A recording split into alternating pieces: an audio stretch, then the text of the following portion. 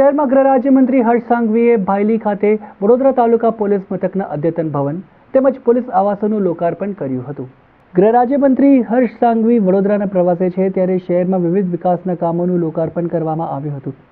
આ દરમિયાન વડોદરા શહેરના વિસ્તારમાં તાલુકા પોલીસ મથકનું ભાયલી ખાતે નિર્માણ થયેલ તાલુકા પોલીસ મથકના અદ્યતન ભવન તેમજ પોલીસ આવાસોનું લોકાર્પણ કરવામાં આવ્યું હતું।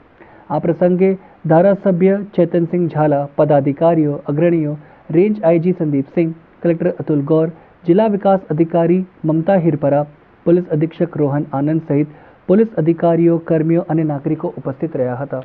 આજરોજ માનનીય ગૃહમંત્રીશ્રીના અધ્યક્ષ સ્થાને અને બરોડા જિલ્લાનો ઉચ્ચ અધિકારીઓ પદાધિકારીઓની હાજરીમાં બરોડા તાલુકાનો નવી પોલીસ બિલ્ડિંગનું લોકાર્પણ કરવામાં આવેલ છે। આ બિલ્ડિંગમાં તકરીબન 12 કરોડ રૂપિયા જેટલું ખર્ચ થયા છે।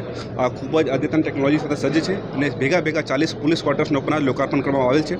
આ નવા પોલીસ સ્ટેશનનું બિલ્ડિંગ લોકાર્પણથી એ ભાયલી આજુબાજુનો વિસ્તાર છે, આ વિસ્તાર મધ્ય આ નવું પોલીસ સ્ટેશન કાર્યરત રહેશે અને આ વિસ્તારના લોકોની સમસ્યાઓ સુધી પહોંચી વળવા માટે પોલીસને ખૂબ જ સુચારુરૂપ મદદરૂપ થશે।